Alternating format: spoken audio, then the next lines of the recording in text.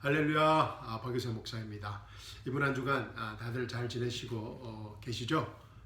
건강 유의하시고 특별히 감기 조심하시기 바랍니다. 2022년 1월 30일 벌써 1월의 마지막 주일 예배입니다. 또 설날입니다. 또 우리는 또 한 번 더 새롭게 출발할 수 있는 기회가 있습니다. 2022년 1월 30일 이 풍성한 은혜교회 인터넷 주일 예배 오신 사랑하는 형제자매님들을 주님의 이름으로 환영합니다. 여러분 잘 오셨습니다. 은혜의 시간, 치유의 시간, 회복의 시간, 생명의 시간 되시기를 주님의 이름으로 축원합니다. 우리 함께 기도하고 하나님의 말씀, 하나님의 살아서 움직이는 생명의 말씀 함께 나누도록 하겠습니다. 우리 기도하기 전에 우리 주여 우리 한번 외치고 기도하도록 하겠습니다. 주여! 사랑과 은혜가 풍성하신 하나님 아버지, 이 시간 저희와 함께 하심을 감사합니다. 주님을 찬양합니다. 주님을 경배드립니다. 주님을 높이 올려드립니다. 주님을 사랑합니다.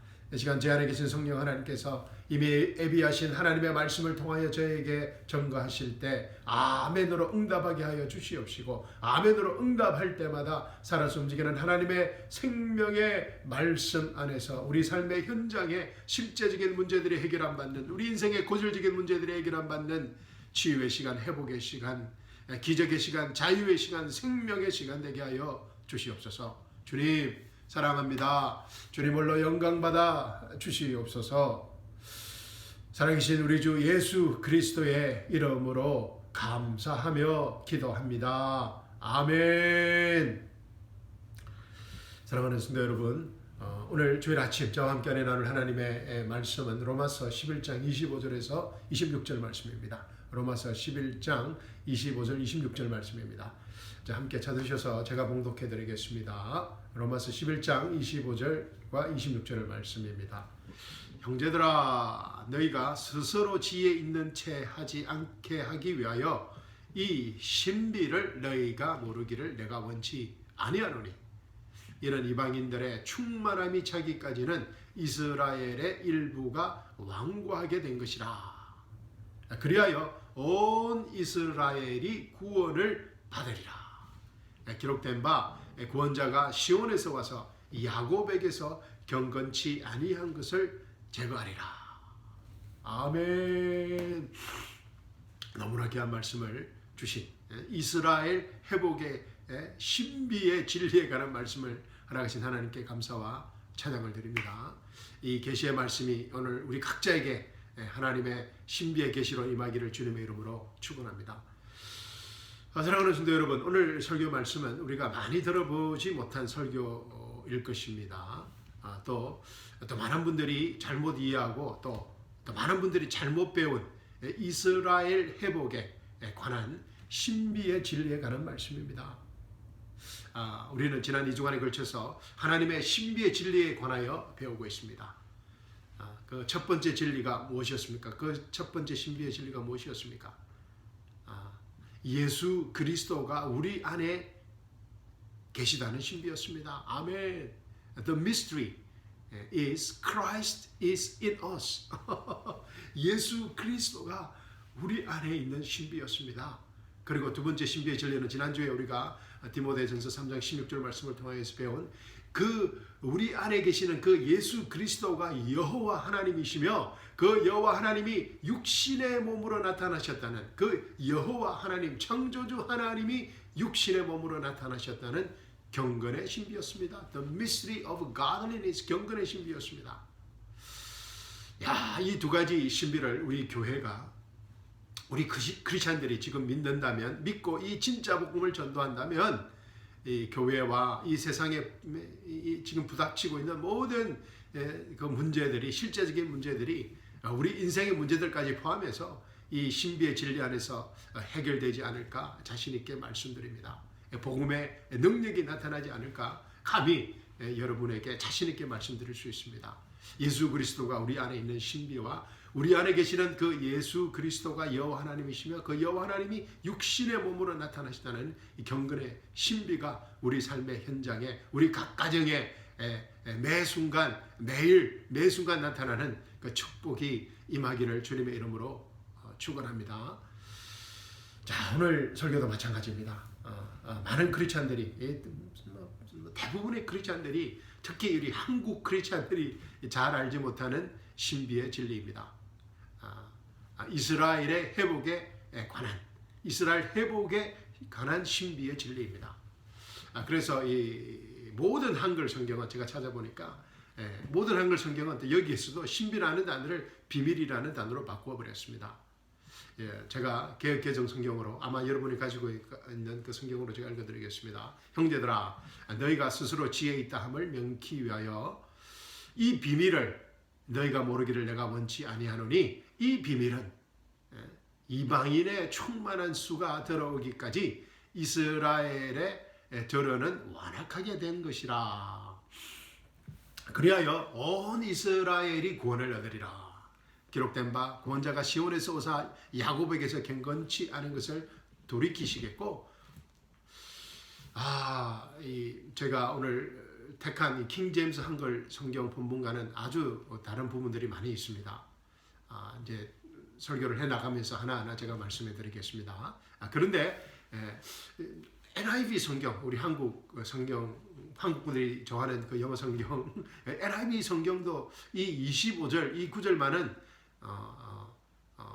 비밀이라는 단어를 사용하지 않고 있습니다. I do not want you to be ignorant of this mystery. This mystery, 이 mystery라는 단어를 사용하고 있습니다. 그런데 오직 유독 이 한글 성경만은 이 비밀이라는 단어를 고집하고 사용하고 있습니다. 이 이스라엘의 회복이라는 이 엄청난 하나님의 신비가 사실 성경의 주제라고 말할 수 있는 이스라엘의 회복이라는 이 엄청난 하나님의 신비가 사람들이 알 수 없는 어떤 비밀로 왜곡되어 버려져 버린 것입니다. 이스라엘의 회복의 신비는 제가 오늘 말씀드리겠지만 창세기에서부터 요한계시록까지 성경 66권에 걸쳐서 계시되어 있는 하나님의 약속의 예언이자 또 약속의 말씀입니다. 이스라엘의 회복을, 그래서 이스라엘의 회복을 어떻게 보는가에 따라서 이 성경 전체가 다르게 읽혀질 수밖에 없습니다. 이스라엘의 회복을 우리가 어떻게 보는가에 따라서 성경이 완전히 다르게 이해되어지고 또 성경에서 너무나 중요한 주제입니다. 그런데 사실 우리가 이 이스라엘 회복의 신비의 진리를 제대로 배우지 못했습니다. 그래서 우리가 성경을 읽기가 어렵습니다. 특히 이 구약을 읽기가 어렵고 읽어도 이해가 되지 않고, 특히 선지서, 이사야서, 에레미야, 특히 에스겔서, 또 모든 다니엘서, 또 모든 이 선지서들을 읽기가 쉽지가 않습니다. 그리고 해석도 너무나 많이 있습니다. 그래서 우리가 이스라엘 회복의 신비를 제대로 우리가 배우지 못했기 때문에 성경이 바르게 읽히기 어렵고 또 이해되기가 어려운 이유인 것입니다. 자, 오늘 설교에서 이 문제를 해결하는, 쉽지 않겠지만은 근데 최선을 제가 노력을 다해 보겠습니다. 이 문제를 해결해 하는 이스라엘의 회복의 신비에서 우리가 발견되어지고 또 우리 성경이 발견되어지시기를 주님의 이름으로 축원합니다. 아멘. 자, 창세기 1장 26절부터 보겠습니다. 뜬금없이 창세기 1장 26절입니다. 이스라엘 회복의 신비를 다루기 위해서는 이 창세기 1장부터 우리가 살펴봐야 합니다. 하나님께서, 제가 읽어드리겠습니다. 창세기 1장 26절. 그만큼 이 하나님의 이스라엘 회복의 신비가 창세기 1장에서부터 나타나 있는 하나님의 신비의 진리라는 것입니다. 자, 창세기 1장 26절 읽어보겠습니다. 제가 읽어드리겠습니다. 하나님께서 말씀하시기를 우리의 형상대로 우리의 모습을 따라 사람을 만들자. 그리하여 그들로 바다의 고기와 공중의 새와 가축과 모든 땅과 땅 위를 기어다니는 모든 기는 것을 다스리게 하자 하시니라. 아멘. 창조주 하나님께서, 여호와 하나님께서 인간을 하나님의 형상과 모습을 따라 창조하셨습니다. 아멘. 이 생각만 해도 가슴 뛰고 설레는 말씀이지 않습니까? 하나님께서 저와 여러분을 하나님의 형상과 모습을 따라 창조하셨다는 것입니다. 그리고 우리 인간에게 이 땅을 다스리는, 보이는 이 땅을 다스리는 모든 고난과 특권과 권리를 주셨다는 것입니다. 할렐루야. 여기서 또 많은 문제가 발생합니다. 제가 이 땅을 어쨌든 하나님께서 인간을 하나님의 형상과 모습을 따라 만드시고 이 땅을 다스리는 왕으로 만드셨다는 것입니다. 아멘. 여기에서 이 왕국이라는 개념이 처음 나옵니다. 창세기 1장 26절에서 Let them have dominion over the earth. 영성경은 이렇게 말하고 있습니다. 인간으로 하여금 dominion, let them have dominion over the earth. 이 땅에 관한 모든 권한과 권리를 인간에게 주셨다는 것입니다. 하나님께서 인간으로 오셔야 되는 이유가 여기에 있는 것입니다. 아멘. 다음에 제가 좀 더 깊이 설명해 드리겠습니다. Let them have dominion over the earth. 여호와 창조주 하나님의 계획은 자신의 형상과 하나님의 그 자신의 형상과 모습을 가진 인간을 통하여 하나님의 나라를 보이지 않는 하나님의 나라를 영적인 하나님의 나라를 이 땅, 이 보이는 이 physical earth에 세우시고자 하신 것이었습니다. 아멘. 그리고 이 하나님의 계획은 지난 6,000년 동안 한 번도 변한 적이 없습니다. 그리고 또 반드시 이 하나님의 계획은 오리지널 플랜은 반드시 이루어질 것입니다. 그것이 성경의 약속입니다. 할렐루야. 이 하나님의 이 원대한 계획을 이룰 전초기지가 바로 에덴 동산이었습니다. The presence of God, the Garden of Eden. 그것이 바로 이 하나님의 에덴 동산을 통해서 온 땅을 하나님의 나라로 이루시고자 하신 하나님의 계획이었습니다. 창세기 1장과 2장을 우리가 꼭 읽어봐야 합니다. 숙제로 내어드리겠습니다. 그런데 첫 번째 왕으로 모든 권한을 부여받은 이 아담 왕이 자신이 누구인지 잘 알지 못했습니다. 왕으로서의 정체성이 없었습니다. 이 어마어마한 하나님의 계획을 알지 못하였던 것 같습니다. 그리고 자신이 누구인지도 알지도 못하였고 자신이 가진 그 무시무시한 어마어마한 특권과 권한을 잘 알지 못하였습니다. 그래서 아마 사탄에 속아서 하나님께 반역을 하게 됩니다. 하나님 왕국으로부터 독립을 선언해버린 것입니다. The Declaration of Independence. Declare His Independence. 그래서 하나님의 왕국으로부터 독립을 선언해버린 것입니다. 창세기 3장입니다. 그죠? 그런데 이 왕국이 무엇입니까? 킹덤, 영어로는 킹덤입니다. 그죠? 제가 전에도 말씀드렸는데 이 킹덤은 두 단어로 만들어졌습니다. king, 그죠? 왕이라는 단어와 dominion, territory, 영토라는 그런 단어로 이루어져 있습니다. 킹덤, king plus dominion, territory입니다. 그래서 이 왕국에서 제일 중요한 요소가 바로 이 왕과 영토입니다. 킹과 dominion, territory입니다. 이 왕이 없고 영토가 없으면은 이 왕국이 세워질 수가 없습니다. 물론 그죠, 백성들도 있어야 됩니다. 그리고 왕국에는 법령도 있어야 합니다. 그죠? 그 왕국을 다스리는 법이 있어야 됩니다. 왕과 또 그리고 의료 시스템도 있어야 되고 교육 시스템도 있어야 되고 군사들도 있어야 되고 여러 가지 요소들이 있지만 이 왕국에 있어서는 이 왕과 영토와 백성이 이 왕국을 이루는 가장 중요한 요소들입니다. 예수님께서 공적 사역을 시작하신 후에 가장 먼저 전한 말씀이 무엇입니까? 마태복음에서 이 산상수훈입니다. 아멘. 왜 그렇습니까? 왕국 법령이 필요했기 때문입니다. 왜냐하면 왕이 오셨습니다. 할렐루야. 자, 이스라엘 백성들은 영접하지 않았지만 그리고 결국 십자가에 죽어버렸지만 왕이 오셨다는 것입니다. 할렐루야. 그리고 땅이 있었습니다. 아브라함에게 약속한 그 약속의 땅이 있었고 그러니까 필요한 것이 무엇입니까? 왕국 법령이었던 것입니다. 할렐루야. 그래서 예수님께서 제일 먼저 산상수훈 왕국 법령을 가르치신 것입니다. 그런데 이 산상수훈은 지금 우리 교회 시대에 적용하게 되면 어떻게 된다고 했습니까? 행위 구원이 되어버립니다. 왜냐하면 이 산상수훈은 천년 왕국 때 하나님의 왕국에서 실행될 하나님의 왕국의 법령이기 때문입니다. 아멘. 자, 어쨌든 이 마태복음이 제가 전에도 말씀드렸듯이 하나님의 나라에 관한 왕국에 관한 책이라고 말씀드렸습니다. 그래서 마태복음 1장 1절이 이렇게 시작합니다. 다윗의 아들이요 하나님의 아들인 예수 그리스도의 세대에 관한 책이라고 시작하고 있습니다. 왜냐하면 왕국에서 제일 중요한 사람이 누구입니까? 바로 왕이기 때문에 예수님 왕국의 족보가 다윗 왕으로부터 시작되고 있음을 천명하는 것입니다. 다윗의 아들이라는 것입니다. 예수님께서. 아브라함이 먼저 나와야 될 것 같은데 왕국에 관한 책이기 때문에 다윗의 아들, 다윗의 왕의 아들이라는 것입니다. 아멘.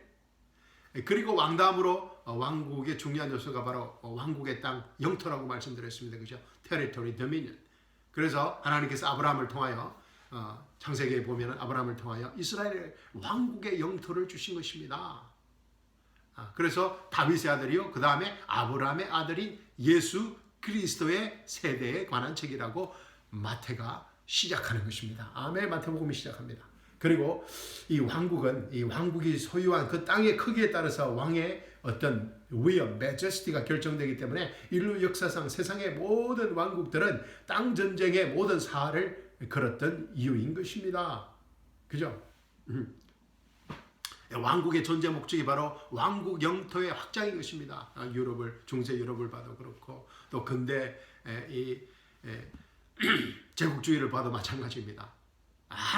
그래서 하나님의 왕국도 팽창을 해야 하는 이유인 것입니다. 왜냐하면 하나님의 왕국이 오리지널 왕국이고 세상 왕국은 그 하나님의 왕국을 모방한 것이기 때문에 그런 요소들이 있는 것입니다. 그래서 하나님의 왕국도 팽창을 해야 하는 것입니다. 하나님께서 에덴 동산을 전초기지로 삼으시고 온 이 땅을 하나님의 왕국으로 만드시고자 하셨던 것입니다. 그래서 the kingdom of God must be expanded and extended. 하나님의 나라는 이 팽창되어져야 하는 것입니다. 예수님께서 성전하시기 전 제자들에게 온 땅에 가서 모든 족속에게 복음을 전하라고 하신 이유인 것입니다.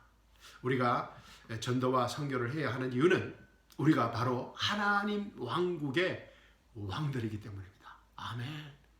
사도 바울은 뭐라 그럽니까? 우리가 예수 그리스도의 그 하나님 예수 그리스도 왕국의 대사라고 합니다. 할렐루야, ambassador of the kingdom of God.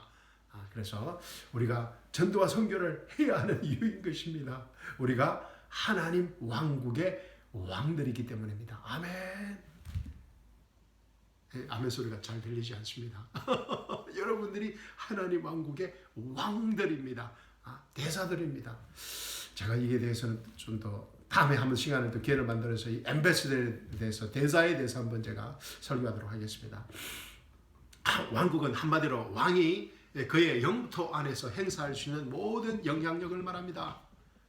King's influence over his territory. 하나님 왕국에서 그의 영토 안에서 행사할 수 있는 영향력을 말합니다. Influence, power를 말합니다. 그의 영토 안에서라는 말이 아주 중요합니다. 그래서 왕국의 요소 중에 왕의 백성들이 반드시 포함되어야 하는 이유인 것입니다. 그런데 하나님 왕국은 오리지널 하나님의 왕국은 왕국의 모든 백성들이 모두 다 왕입니다. 아멘. 할렐루야. 하나님 왕국은 왕과 자신의 자녀들, 왕들로만 이루어진 아주 특별한 왕국입니다. 세상 왕국은 그죠? 왕과 왕족이 자신의 영향력 안에 들어온 백성을 통치하는 시스템입니다. 그러나 하나님 왕국은 모든 백성이 다 왕인 아주 특별한 왕국 시스템입니다. 누가복음 19장 문화 비유에 잘 나와 있습니다. 누가복음 19장 숙제로 드립니다. 읽어보십시오. 똑같이 한 문화를 줬는데 어떤 사람은 5개 문화, 10문화를 만들고 한 사람은 숨겨버립니다. 그죠? 그래서 그 주인이 와서 그죠? 이윤을 남긴 그 문화의 수에 따라서 그 고를 주지 않습니까? 그죠?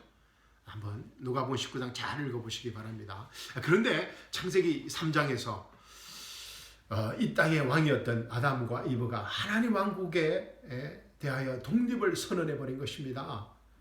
이 왕국에서 독립을 선언하게 되면 어떻게 됩니까? 이 반역자가 됩니다. 그 사람은 그 왕국의 반역자가 되고 그 왕국과 함께 할 수 없습니다.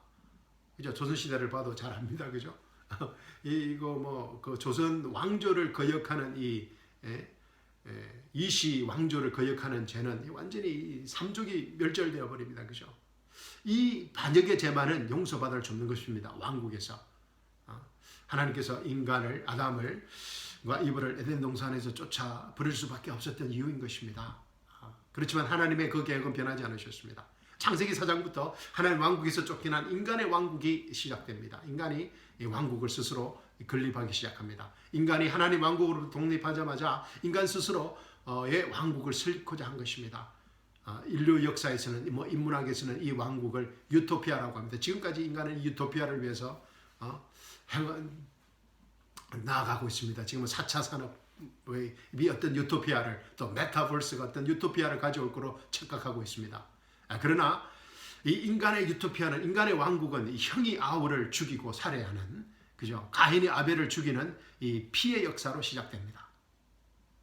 가족의 붕괴로부터 시작합니다. 그리고 그 결과 하나님 왕국을 떠난 인간은 돌이킬 수 없는 죄악의 길을 걷게 됩니다.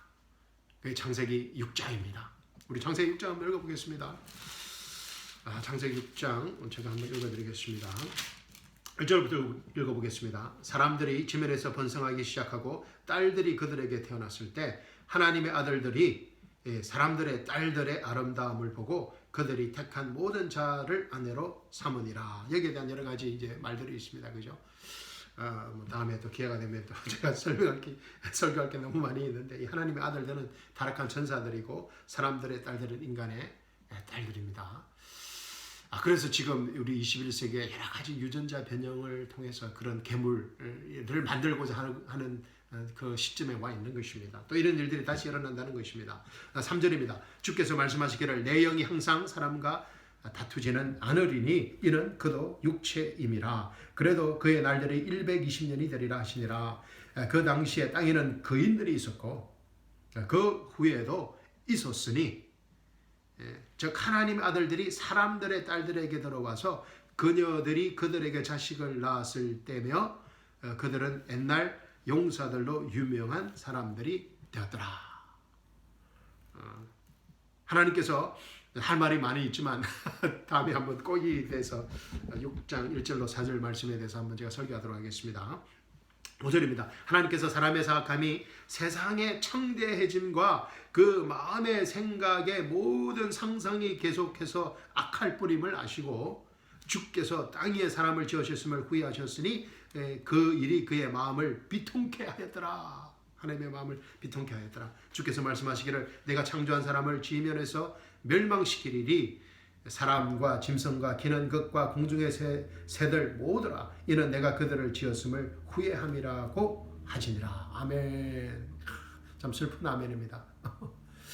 하나님께서 이 땅의 왕국을 심판하실 수밖에 없었던 이유입니다. 죄에 대한 하나님의, 인간의 죄에 대한 하나님의 너무나 무섭고 두렵고 철저한 심판입니다.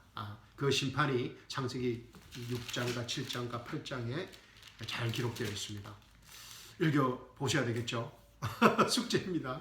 성경은 그죠? 몇 장입니까? 8장에 보면은, 그죠? 성경은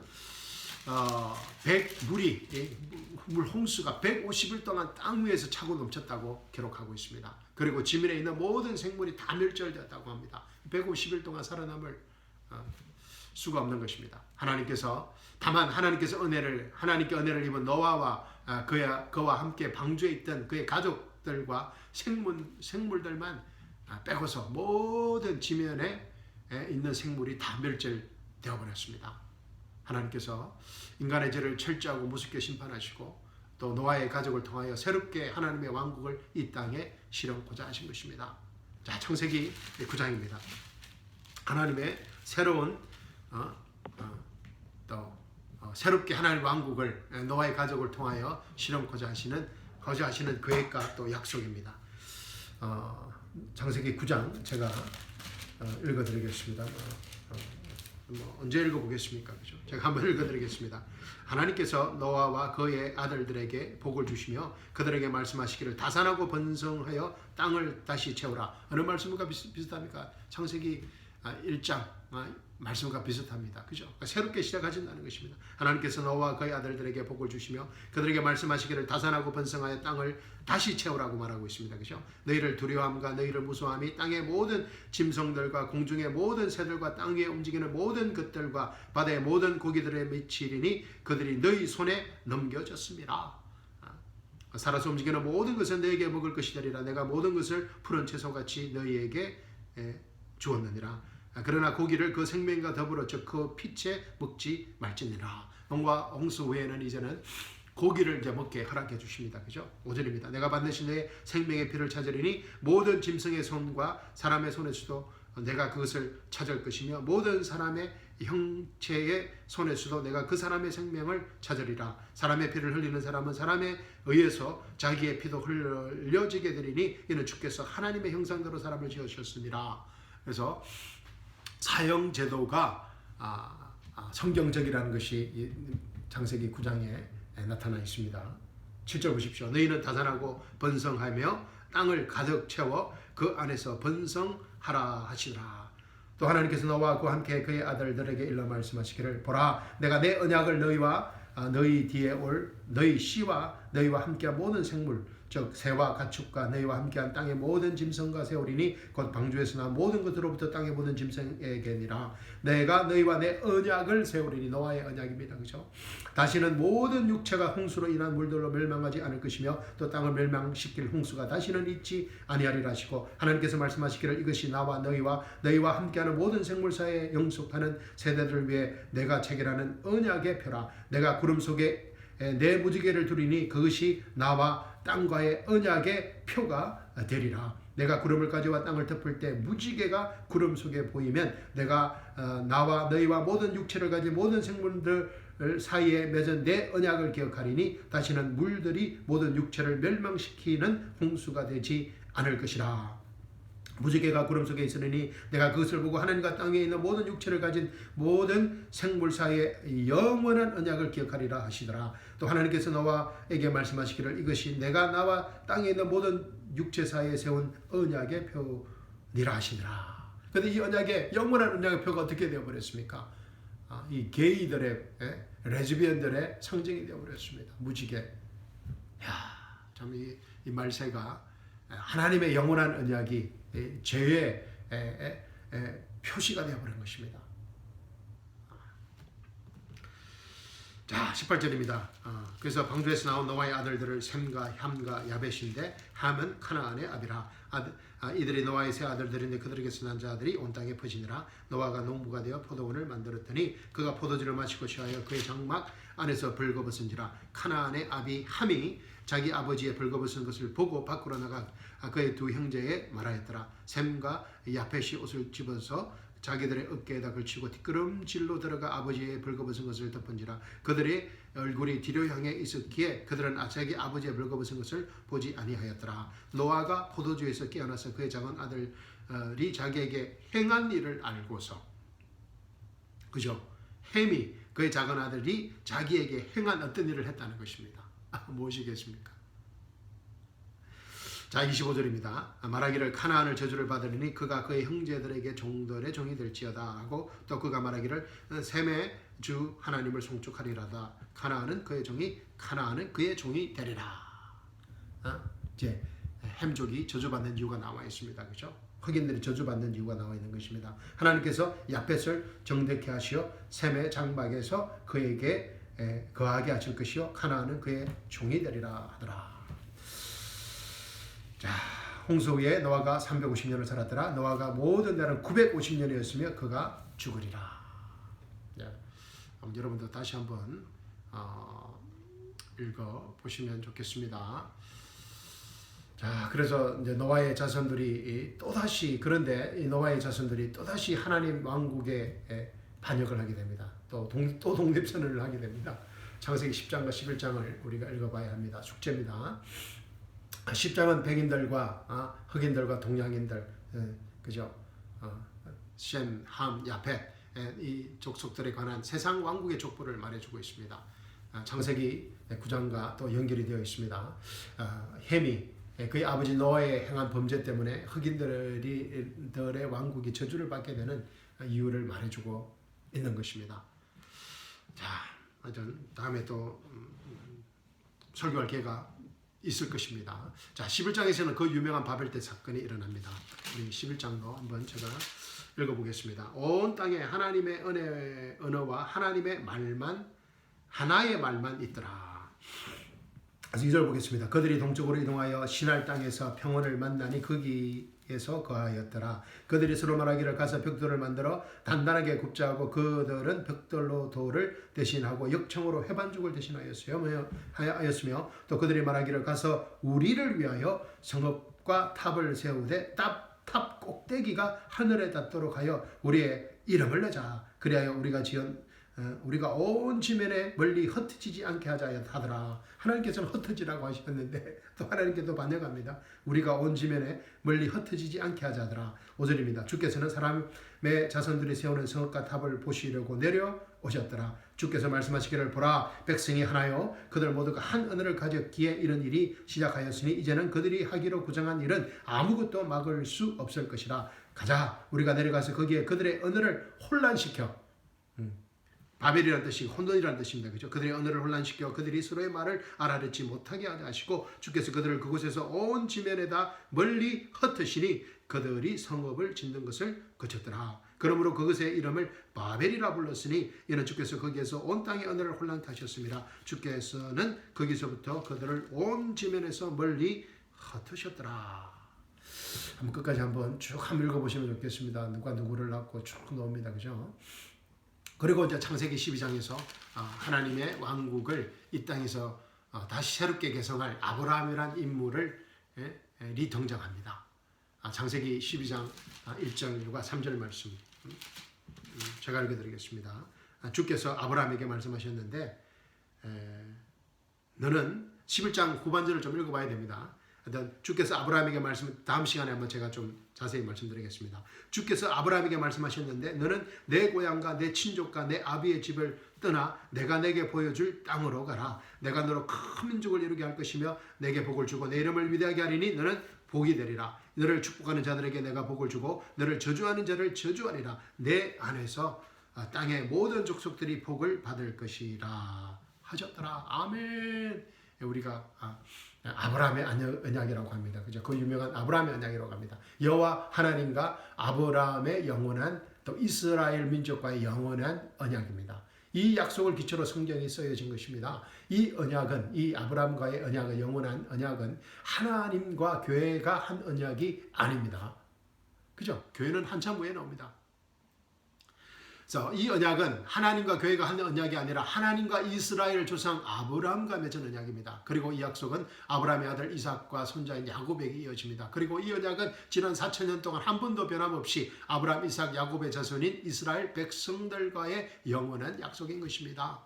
그리고 이 언약은 영원토록 유효할 것입니다. 요한계시록 22장에 새 하늘과 새 땅에서도 영원히 실행될 언약입니다.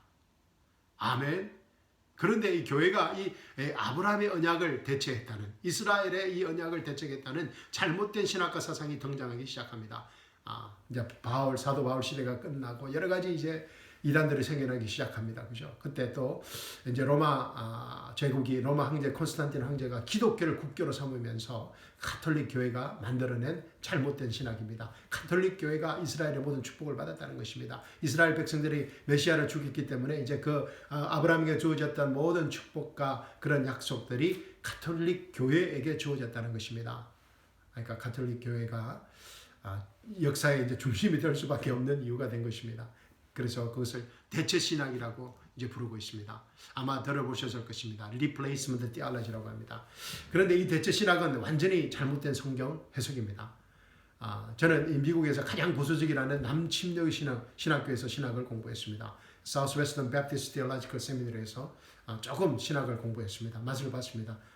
목회학을 공부했습니다. Method of Divinity. 그런데 당시 제가 다닐 신학교에서는 이 문제에 대해서는 제가 그렇게 깊이 배우지는 못했습니다. 그런데 이제 조직 신학과, Systematic Theology와 설교학, Preaching, 그 설교학을 가르쳐 주신 이 교수님들이 Dallas Theological Seminary에서 공부하신 교수님들이셨습니다. Dallas Theological Seminary는 우리 바로 옆에 달라스에 있는 신학교인데, 하여튼 Dallas Theological Seminary는 dispensationalism으로 세대주의로 아주 유명한 학교입니다. 그죠? 제가 세대주의에 대해서는 또 다시 제가 설명드리도록 하겠습니다. 하여튼 이 두 분들한테 제가 아주 영향력을 많이 받았습니다. 아직 두 분이 아직도 남침역 신학교에서 아직도 티칭을 하고 계시더라고요. 하여튼 신학교 제가 4년 반을 다녔는데 이 많은 교수님들과 거의 4년을 다닌 것 같습니다. 신학교에서 많은 교수님들과 또 책을 통해 많은 신학자들을 만났지만 이 두 분들이 제 신학의 기초를 놓게 해주신 분들입니다. 뭐 제가 신학교를 졸업할 때는 제가 현재 가지고 있는 신학적 견해를 완전히 갖추지는 못했습니다. 오랜 시간에 걸쳐서 현재의 신학적 체계를 성립한 것인데 하여튼 이 두 분들의 그 영향력, 달라스 티올로지컬 세미너리의 그런 대처 신학의 하여튼 영향을 제가 두고 그 기초를 놓게 된 것입니다. 그래서 제가 이 대처 신학에 대해서 어떻게 replacement theology에 대해서 어떻게 설명을 들어야 하나 고민하다가 유명한 크리스천 웹사이트 Got Question이라는 곳에서 좋은 글을 발견하여서 여러분과 함께 나누고자 합니다. Got, GOT입니다. Got이 아니고 GOT questions.org/하고 Korean Replacement Theology라고 치시면은 하여튼 그 Got Question에서 대처 신학을 치시면 여러분도 아마 찾아보실 수 있습니다. 제가 이 글에서 발견한 것을 제가 생각하는 것과 너무나 비슷해서 여러분과 함께 나누고자 합니다. 대처 신학에 대해서 말하고 있습니다. 대처 신학, 제가 읽어드리겠습니다. 대처 신학 혹은 교체 신학은 근본적으로 교회가 하나님의 계획에 따라 이스라엘을 대체했다고 가르칩니다. 대처 신학을 옹호하는 사람들은 유대인들은 더 이상 하나님의 택한 백성이 아니며 하나님은 이스라엘 민족을 위한 구체적인 미래 계획을 갖고 있지 않다고 믿습니다. 교회와 이스라엘의 관계에 대한 모든 견해는 두 캠프로 나눌 수 있습니다. 교회가 이스라엘의 연장이라는 대체 신학, 언약 신학이라는 견해와 교회는 이스라엘과 완전히 다르며 구별된다는 견해입니다. 세대주의, 전천년주의입니다. 제가 따르는 방향입니다. 대체 신학은 교회가 이스라엘을 대신하는 것이라고 가르치며 성경에서 이스라엘에게 주어졌던 많은 약속들이 이스라엘이 아닌 기독교 교회 안에서 성취되었다고 가르칩니다. 따라서 이스라엘을 위한 복과 약속의 땅으로 회복에 관한 성경의 예언들은 영적으로 혹은 우화적으로 비유적으로 해석되어 교회를 향한 하나님의 축복의 약속으로 바뀌게 됩니다.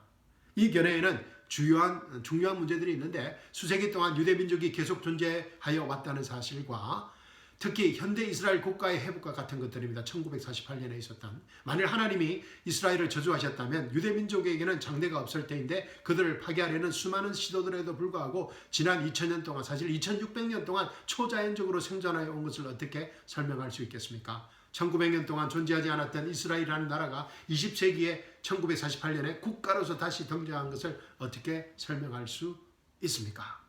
이스라엘과 교회가 다르다는 것은 신약 성경에서 분명히 가르치고 있습니다. 성경적으로 말하자면 교회는 이스라엘과 완전히 다른 별개이며 이들을 절대로 혼돈하거나 서로 바꾸어 사용해서는 안 됩니다.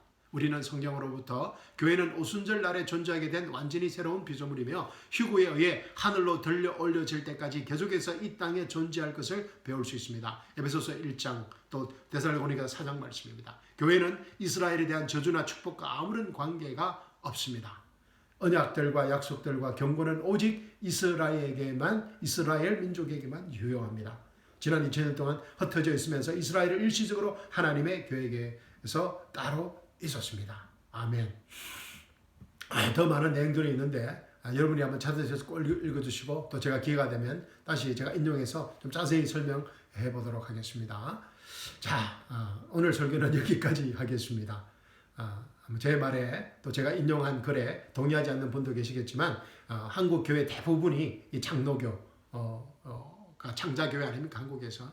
그래서 하여튼 장로교 또 어거스틴의 영향 또 칼빈의 영향 이것 때문에 대체 신학을 가르치기 때문입니다. 하여튼 다음 주 설교까지 한번 잘 들어보시기를 제가 바랍니다. 오늘 주일 설교를 준비할 때는 오늘 본문만 이스라엘 회복의 신비에 관해서 간단히 설명드리고자 했는데 예상치 못하게 설교가 다른 방향으로 와버렸습니다. 하나님께서 또 성령님 하나님께서 꼭 필요한 말씀을 또 저와 여러분에게 하신 것으로 믿습니다. 아멘. 자, 다음 주에 계속해서 오늘 본문 말씀을 가지고 이스라엘 회복의 신비에 관해 말씀 나누도록 하겠습니다. 자, 본문 말씀 읽고 설교 마치도록 하겠습니다. 로마서 11장 25절에서 26절입니다. 형제들아 너희가 스스로 지혜 있는 체하지 않게 하기 위하여 이 신비를 너희가 모르기를 내가 원치 아니하노니 이 신비를 너희가 모르기를 내가 원치 아니하노니 이는 이방인들의 충만함이 차기까지는 이스라엘의 일부가 완고하게 된 것이라 그리하여 온 이스라엘이 구원을 받으리라. 기록된 바 구원자가 시온에서 와서 야곱에게서 경건치 아니한 것을 제거하리라. 아멘. 자, 사랑하는 성도 여러분, 이번 한 주간은 창세기 한번 1장부터 11장, 12장까지 한번 읽어보시면서 하나님 왕국과 이스라엘 왕국 회복에 대한 신비의 계시를 받는 축복된 한 주간이 되시기를 주님의 이름으로 축원합니다. 우리 각자의 삶의 현장을 다스리는 왕으로 살아가는 한 주간의 그 축복을 놓치지 않으시기를 바랍니다. 아멘. 감사합니다. 사랑합니다. 자, 설교 마치도록 하겠습니다. 아멘.